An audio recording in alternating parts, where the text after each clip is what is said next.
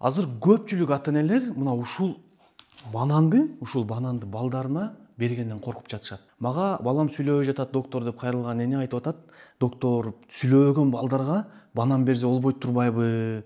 Бизге бир врач айтты, бул банандын ичинде оор металлдар бар, бунун ичинде сахар бар, ичти катырат, өтө зыян, банан такыр бербегиле деп бизди толук кандуу диетага отургузуп салды деп мага кайрылды. Урматтуу катталуучулар, бул ыйлай турган маселе, өтө өкүнүчтүү маселе.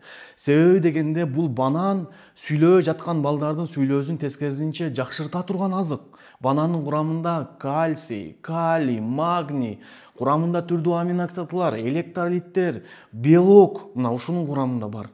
Антип ар ким зыян десе, бергенге болбойт, чекте, диета десе ишене бербеңиздер. Себеби дегенде сиздердин балдарыңыздардын ден соолугу бул өтө маанилүү. Ошондуктан ар кимдин айткан сөзүнө ишенип жүрө бербей, тескерисинче ушул нутрициология илимин үйрөнүңүздөр. Ушул тамак ашка, банан, азыктарга тиешелүү илимди терең үйрөнүңүздөр өзүңүздөр. Кайсыны балага берсе болот, кайсыны берсе болбойт, баардыгын өзүңүздөр окуп үйрөнүңүздөр. Мына ошондо сиздер эмне балдарыңыздарды туура тамактандырып, алардын сүйлөөсүн жакшырта аласыздар.